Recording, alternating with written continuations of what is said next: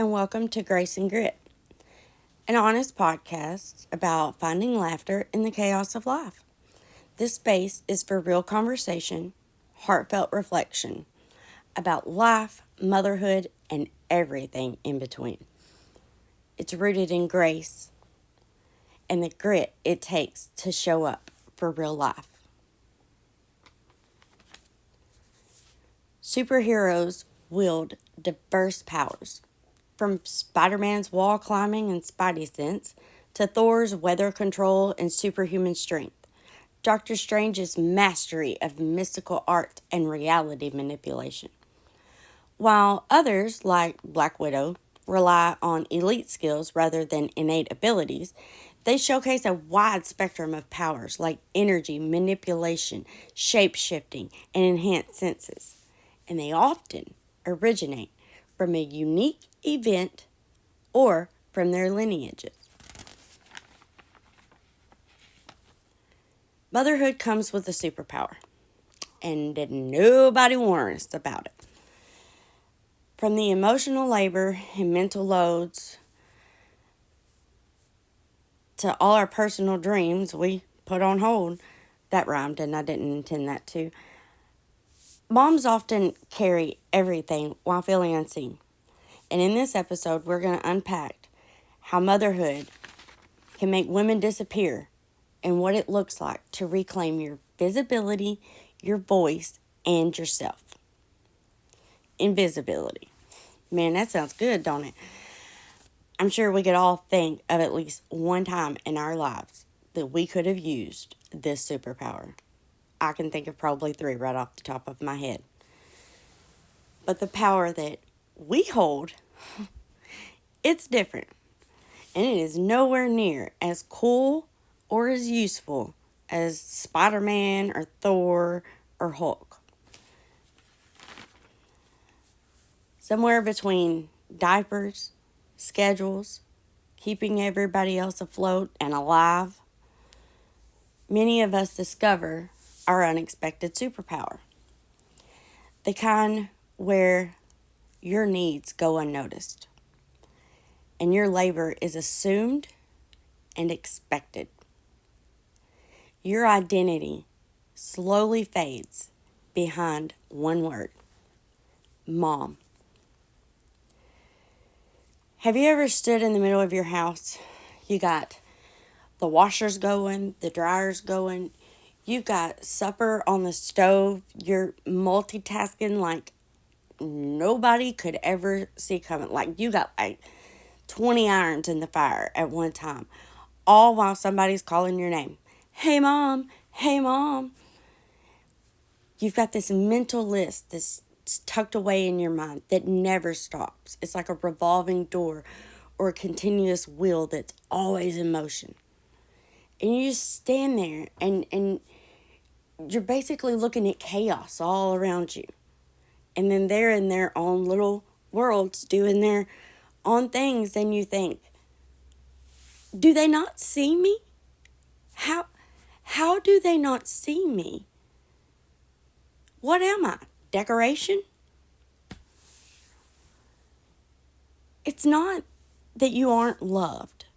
And it's not that you're not important. Because Lord knows, nobody could find anything, including their socks, if it wasn't for you. And that statement is true, especially in my house. But we are far more important than just socks or dishes or laundry. But that doesn't mean we always feel it, and we definitely don't always know it. So before we jump into this, I'm going to go on a tangent. Our pictures today are provided by my son, my middle child, my biological child. He has an Android phone and has made it very clear that he takes better pictures on his phone than my iPhone. So the other night, while we're sitting by a fire and just chilling and hanging out, he decides he's going to take some pictures for me for my podcast. So our pictures today are credited to him. Disclaimer, he is not a professional, so show grace. But he was kind enough and generous enough to make me feel important that he wanted to take some pictures for me to use for my podcast. That is a big difference from where I was in my life just 6 months ago. So that is a victory because I'm no longer in the shadows. Another thing that happened this week is my youngest son. He's almost 11, and he's my bonus son, and he is my unfiltered child. Full of energy and life, and he will spit out whatever he thinks, whether we're in the store, at home, no matter what. He has no filter, like at all. And sometimes you get worried what's going to come out. I blame his father.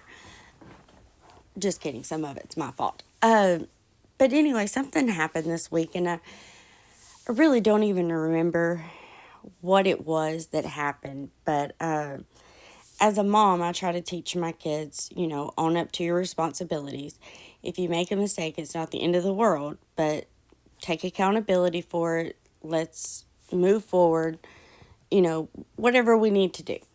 So I had made a mistake as a mom, stepmom, what have you. And so I go to him and I'm telling him, I'm sorry, I didn't listen, or I wasn't understanding you correctly. Like I said, I don't even remember positively what happened.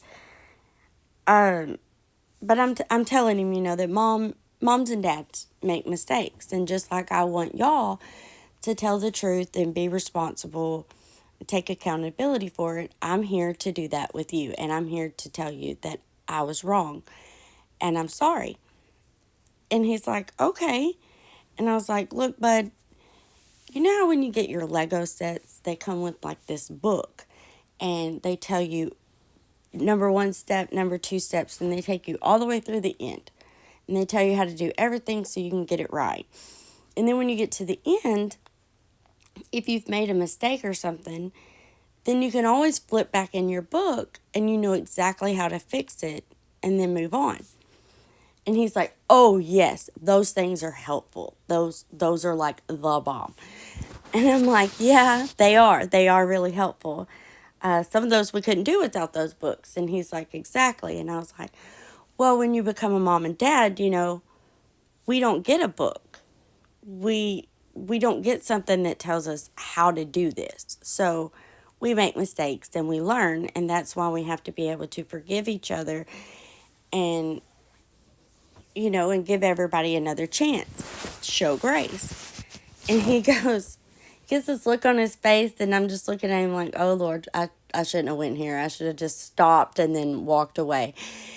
And he said, you don't get a book?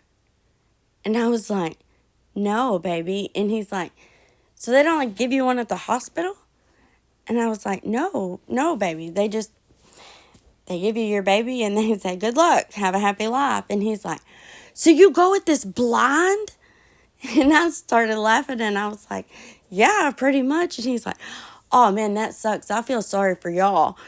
And I'm like, oh Lord, this child. I was like, you speak truth, friend. You speak truth. And it made me giggle and laugh because it's true about motherhood. It's true about fatherhood. It's true about life. You don't get a book. You don't get a manual. You don't get anything that tells you do this, this, and this. Step 1, 2, 3 puts parts A, B, and C together, So we're going at this blind, as he says, and we're trying to put it all together. So I thought that story kind of resonated with our topic today because we don't always know what to do. And it's hard to admit when you're wrong. And as much as we teach our kids or we try to show grace to people in our lives, we don't always give ourselves grace. And we do hold ourselves accountable, but sometimes it is harder to look a little bit deeper and be like, I'm the problem. So today, I hope that we can keep an open mind in talking about this, because I'm not saying that any one of us has brought this on ourselves, because we didn't. We didn't ask for it. But unfortunately, sometimes we do create a bigger problem for ourselves than what we should have, if that makes sense. So with that, I don't think I have to list out all of the hats that we wear as women and as mothers and as wives too, because they're like grown kids. Because we know all too well about everything we do. And this isn't a bash our kids, bash our husband, bash our friends and our family type episode. It is not. But with that, I bet we all have some stories that would be very entertaining. Look, I love my family, and I know that they love me. They show me in so many ways. Sometimes the ways they show me are individually and uniquely them. Not everybody shows love the same way. And I had to learn that as well. Everybody's love language, so to speak, is different. So, one of the ways my family shows that they love me is like, just like my son. I was super, super nervous about this podcast. And to be honest, I didn't tell anybody until the first episode was done. And then I show them, and my daughter's like, I want to listen. I want to subscribe, you know. And my son took pictures for my next one. It's just like, that's their love. In that moment, nobody said they were proud of me. Nobody said, woohoo, good job, mom, you know. They were supportive. And with support is love. So don't put love in a box, okay? Too many times in our lives we try to put things in boxes, including ourselves or God. We take God out when we need him, put him back in the box. If love doesn't fit in our perfect little box and our expectations, then we don't think we feel it or have it, and that's not true. So keep an open mind with me, and let's throw away the box. We don't want the box anymore, okay? They say that motherhood gives you superpowers. We've all heard that. You know, we all have the ability to function on little or no sleep. And half the time, nobody even knows we haven't had any. And Lord forbid, we're just the least bit grouchy, and then everybody knows. The strength that we have to carry everything, emotionally and physically. That intuition to know what they need before they even say it, before they even need it. I do that to my husband all the time. He'll be coming through the house looking for something, and I'm just like, it's over here, it's over there. And he's like, how do you know that? I'm like, I don't know. I just do.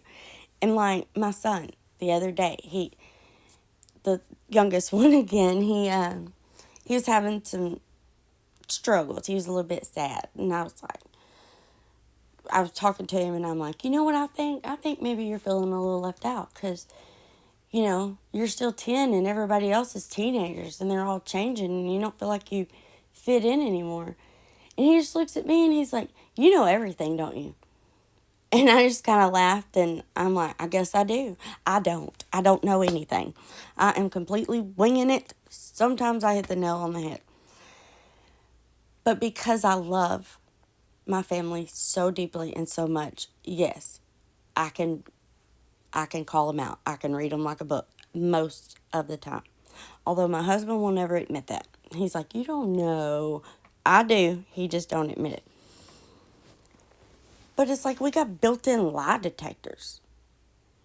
And oh my goodness, the ability to stretch a dollar further than anything ever thought possible. I mean, until the Dollar Tree went up their prices, man, life was good. Now I'm contemplating everything and reassessing. Like, why they have to go up on prices. But that's a whole nother topic. The one we didn't ask for, the superpower we didn't ask for, not so much that we asked for any of the rest of them, but the rest of them seem to benefit us in some way.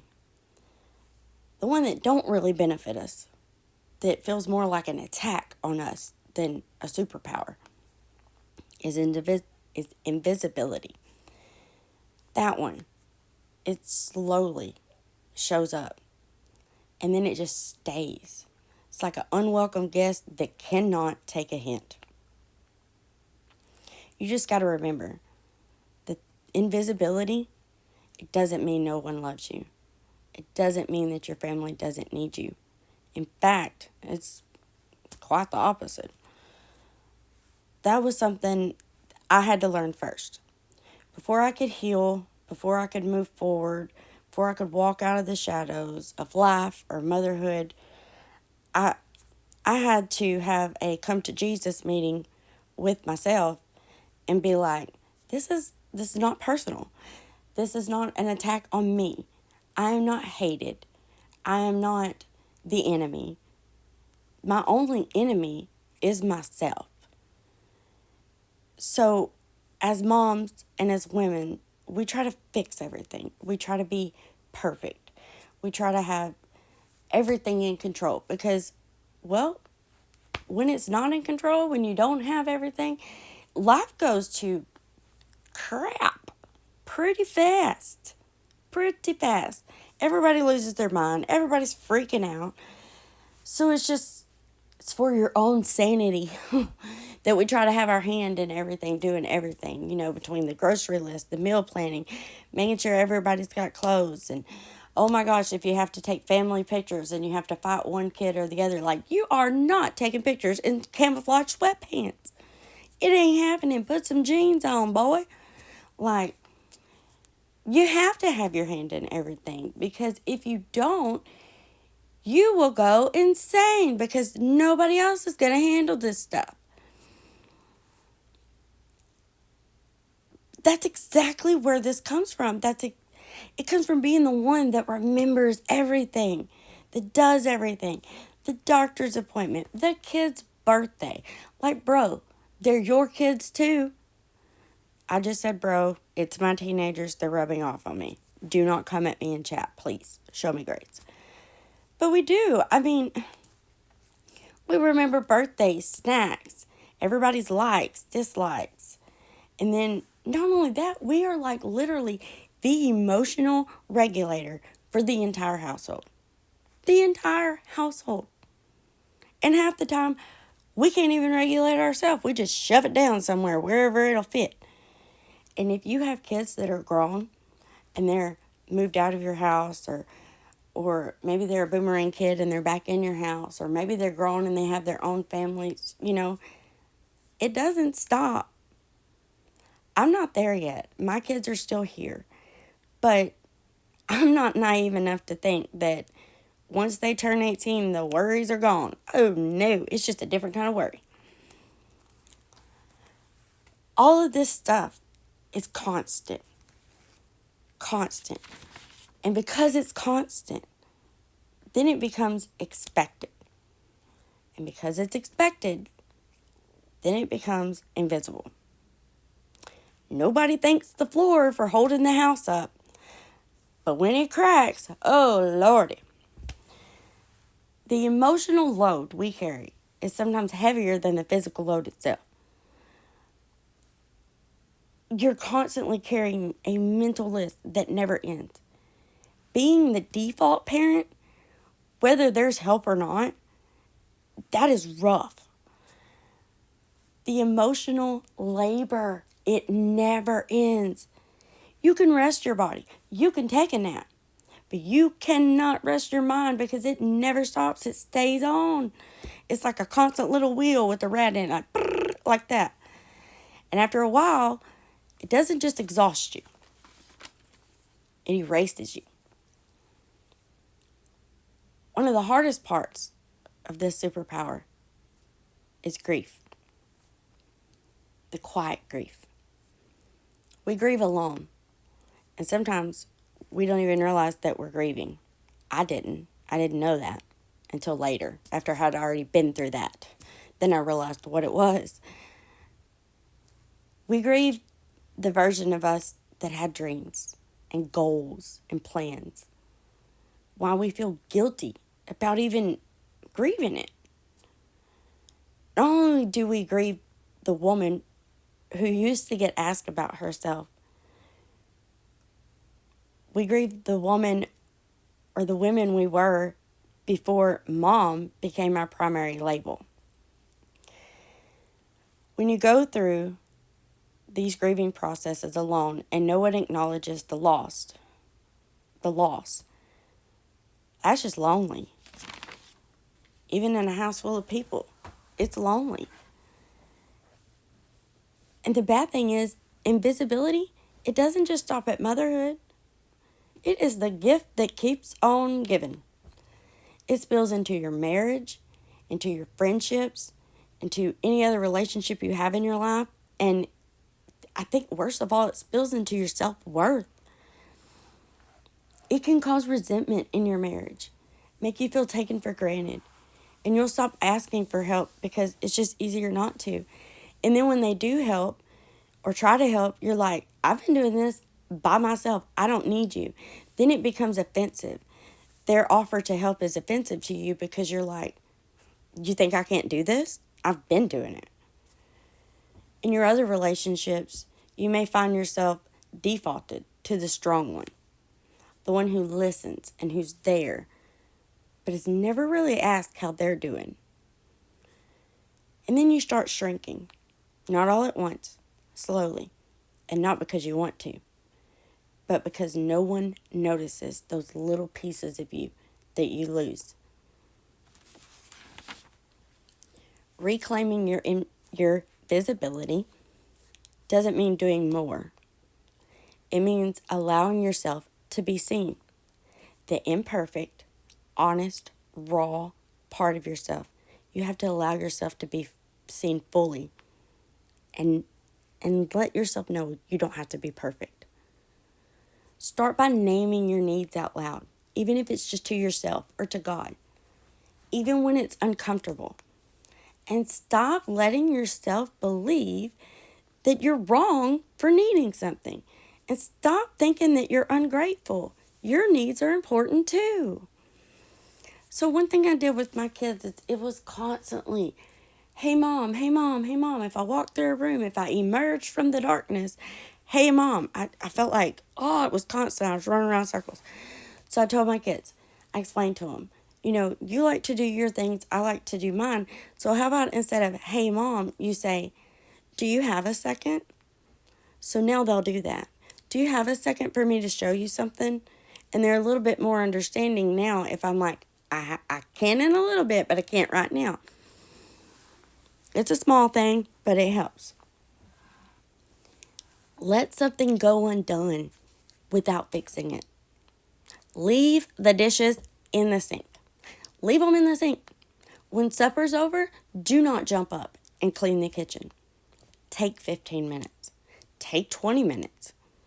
And if something happens and you fall asleep and those dishes sit there and they're there when you get up in the morning, okay. You're not bad. You're not dirty. You're not nasty. It's okay. I mean, I wouldn't let them pile up all day, every day for a week and only wash dishes one day a week. I'm not saying that. It's all right to not have it all together. It's okay to not have... Look, I'm telling you right now, my pants are wrinkled. I got makeup on from yesterday. My hair is a mess. And my house is clean, but it is lived in. I got dishes in my sink right now. I'm going to go wash them after this, but it ain't going to hurt them to sit there for a little bit. I couldn't do that before, but I can do that now. Allow others to carry your disappointment instead of absorbing it. Not your disappointment. I'm sorry, I said that wrong. Allow others to carry their disappointments. Quit absorbing it. Quit taking everybody's pain, hurt, words. It's okay for your kids to be mad. It's okay for their feelings to be hurt. Obviously, we want to protect our kids, but, if there's no bananas in the house or we don't have any juice left, I ain't running out to the store to get it. I'm not stressing over it. We can drink something else. You will be fine, I promise. Stop thinking of rest or me time as a reward. Think of it as a requirement. You have to have it. Visibility starts when you stop disappearing for the comfort of others. Stop putting yourself in a box.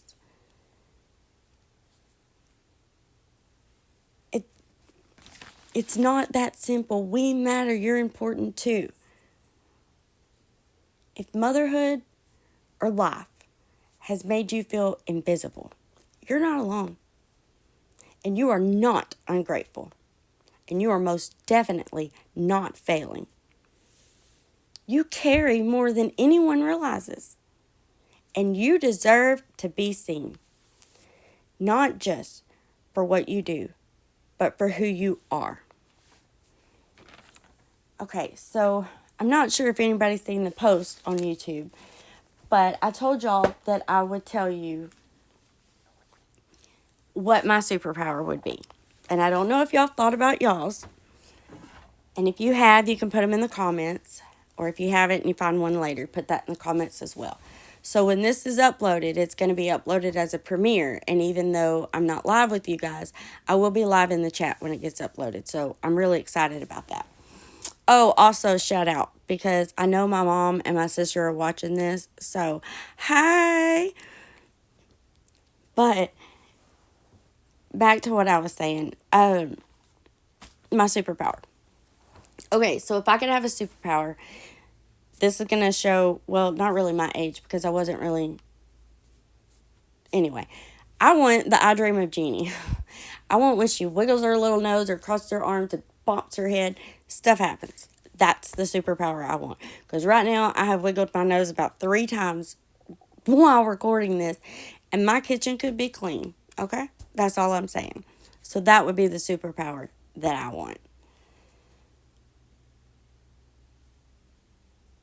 I just lost my whole train of thought. That happens sometimes. Also, if you hear my paper shuffling, it is unscripted. It is unfiltered.